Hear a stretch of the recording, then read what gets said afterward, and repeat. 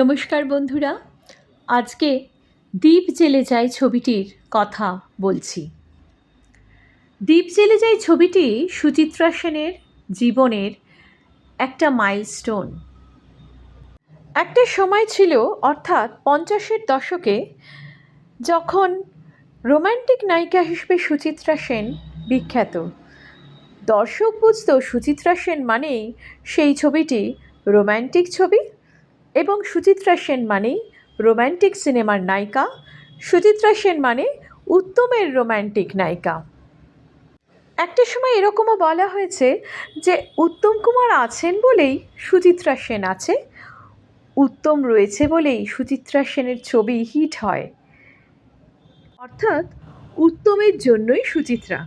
যদিও পরবর্তীকালে উত্তম কুমার একটি সাক্ষাৎকারে বলেছিলেন যে সুচিত্রা যদি আমার পাশে না থাকতো তাহলে আমি এই উত্তম হতে পারতাম না কোনো দিন। চলচ্চিত্র জগতে যখন উত্তম ছাড়া কোনো প্রযোজক কিংবা পরিচালক ছবি করার কথা ভাবতে পারত না, সেই সময় অসিত সেন এই বিখ্যাত ছবিটি তৈরি করলেন উত্তম কুমারকে ছাড়া, শুধুমাত্র সুচিত্রাকে নিয়ে।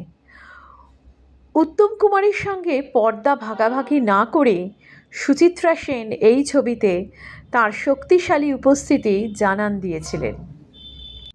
কোনো গতানুগতিক রোম্যান্টিক নায়ক ছাড়া বক্স অফিসে সুপারহিট হয়েছিল এই ছবিটা। এক মানসিক চিকিৎসালয়ের পটভূমিতে নির্মিত একটি মিষ্টি প্রেমের ছবি। এটি এমন একটি চলচ্চিত্র যেখানে নারী প্রধান চরিত্র থাকা সত্ত্বেও গল্পটি কিন্তু কখনোই নারীবাদী দৃষ্টিভঙ্গিতে যায়নি।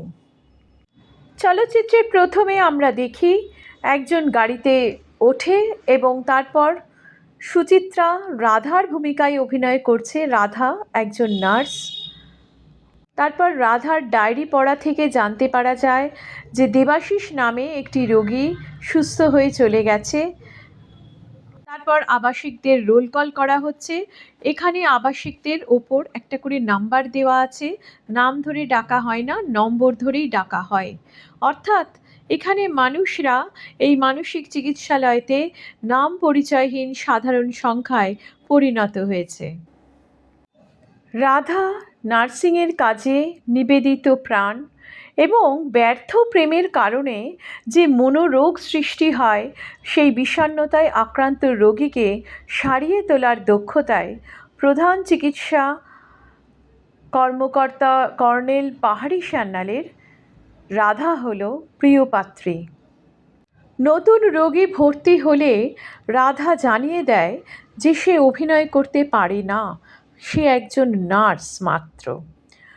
যাই হোক, ঘটনাক্রমে পরিস্থিতির চাপে নতুন রোগী, যার ভূমিকায় অভিনয় করেছেন বসন্ত চৌধুরী, তিনি বসন্ত চৌধুরীর কেসটি হাতে নেন এবং দেখলেন যে গভীর বিষণ্ণতায় তিনি ভুগছেন। সেই বিষণ্ণতা তাকে মানসিকভাবে বিপর্যস্ত করে তুলছে, যার ফলে সহিংস আচরণও করছেন।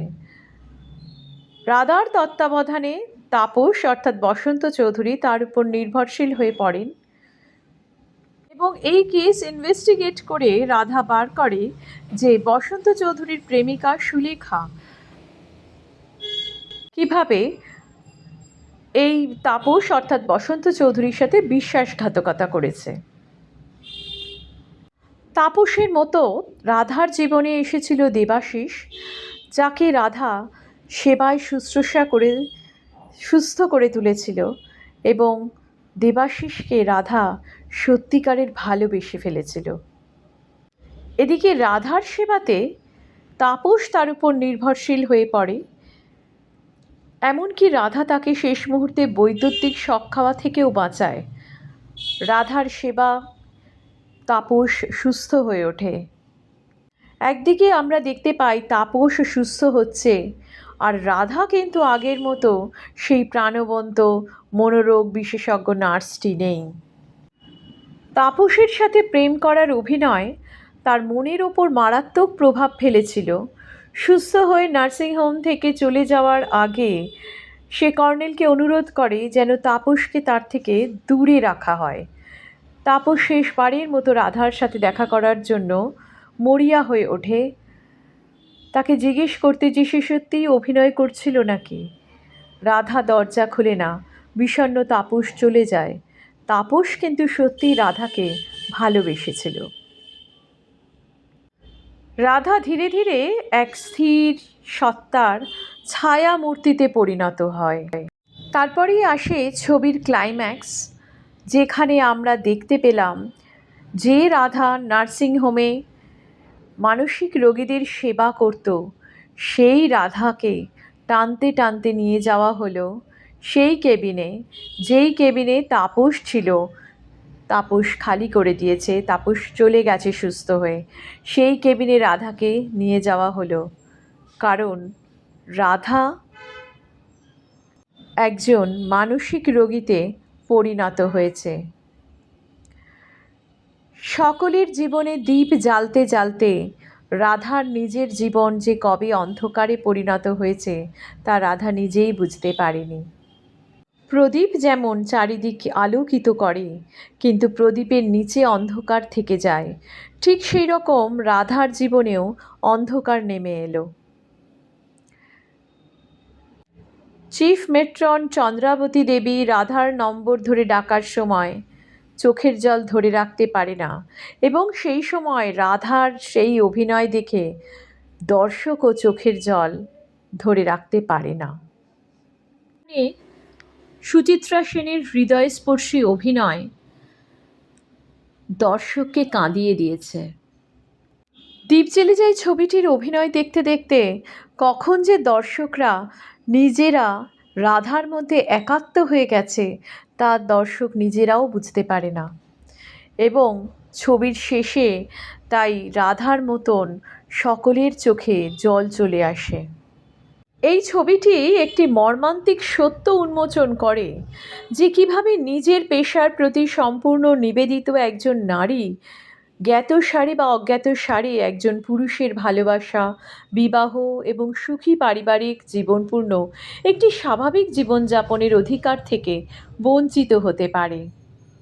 প্রথমে দেবাশিস এবং পরে তাপস, এই দুজনের প্রেমে পড়ার আগে পর্যন্ত রাধা স্বাভাবিক জীবন যাপন করত, কিন্তু এদের সেবা করতে করতে কখন যে তার ভেতরে নারী সত্তাটি চাপা পড়ে যায়, আবার মাঝে মাঝে জেগে ওঠে, সেটাই এই ছবিতে দেখানো হয়েছে।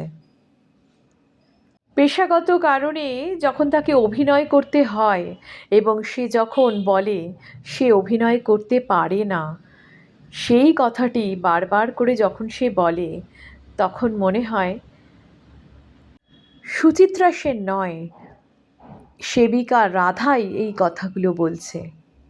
এই ছবিতে সুচিত্রা তার সেরা অভিনয়টা দিয়েছেন। চিত্রনাট্যের চাহিদা অনুযায়ী কিছু কিছু সময় অতি নাটকীয় অভিনয় হয়েছে, কিন্তু তার চরিত্রের দুটি দিক তিনি অত্যন্ত ভালোভাবে ফুটিয়ে তুলেছেন। একটি দিকে তাকে এমন এক নারীর চরিত্রে দেখা যায় যে নীরবে ভালোবাসার জন্য আকুল হয়ে পড়ে এবং জানে তার জন্য গল্প চিরকালই একটি করুণ কাহিনী হয়ে থাকবে। অন্যদিকে তিনি একজন দক্ষ স্নেহময়ী নার্স। অভিনয় এবং অভিনয় না করা, এই দুইয়ের মাঝে যে মানসিক প্রশান্তির উপায় হিসেবে প্রেমে পড়ার ভান করা, জীবনের কোনো এক পর্যায়ে বাস্তব জগতে সত্যিই প্রেমে পড়ে যাওয়ার মধ্যে সেই সূক্ষ্ম লুকোচুরি খেলা রাধার চরিত্রের এক মানবিক বাস্তবতাকে সমৃদ্ধ করে তোলে, এবং এই রাধার চরিত্র প্রাণবন্ত করে তোলে সুচিত্রা সেনের অবিস্মরণীয় অভিনয়। তার সাথে রয়েছে মর্মস্পর্শী আবহ সঙ্গীত, হেমন্ত মুখোপাধ্যায়ের গান, আর আলো ছায়ার চিত্রগ্রহণ। বলা হয় সাউন্ড ট্র্যাকের থিম সং এই রাত তোমার আমার একটি বিদেশি সুরের কারণে হেমন্ত মুখোপাধ্যায়কে কপিরাইট সংক্রান্ত সমস্যায় ফেলেছিল। এই ছবিটি পরিচালক অসিত সেনের অন্যতম সেরা চলচ্চিত্র হিসেবে রয়েছে। এই ছবিটির পুনর্নির্মাণ করেছিলেন পরিচালক হিন্দিতে খামোশি নামে, যেখানে ওয়াহিদা রহমান এবং রাজেশ খান্না অভিনয় করেছিলেন। কিন্তু সব দিক বিচার করলে খামোশি মূল চলচ্চিত্রটির তুলনায় অনেকটাই পিছিয়ে রয়েছে। এই ছবিটি একটি ছোট গল্প অনুসরণে হয়েছিল। গল্পটি লিখেছিলেন আশুতোষ মুখোপাধ্যায়। যখন তিনি গল্পটি লিখেছিলেন তখন আশুতোষবাবু এটা ভাবতে পারেননি যে তাঁর এই ছোট গল্পটি একদিন এত বড় একটা ছবির আকারে আসবে এবং সেই ছবি অবিস্মরণীয় হয়ে থাকবে। এই ছবিতে হেমন্ত মুখার্জির কণ্ঠে এই রাত তোমার আমার অমর হয়ে রয়েছে। মান্না দের কণ্ঠে এমন বন্ধু আর কি আছে সেটাও অত্যন্ত জনপ্রিয়, এবং লতা মঙ্গেশকরের কণ্ঠে আর যেন নেই কোনো ভাবনা, সেই গানটি অত্যন্ত জনপ্রিয়। এই ছবিতে আমরা অন্য রকম সুচিত্রাকে পাই, যিনি প্রমাণ করে দিয়েছিলেন উত্তম কুমার নয়, কিংবা তিনি সবসময় রোম্যান্টিক নায়িকা নয়, তিনি যে কোনো রকম চরিত্রে সাবলীলভাবে অভিনয় করতে পারেন।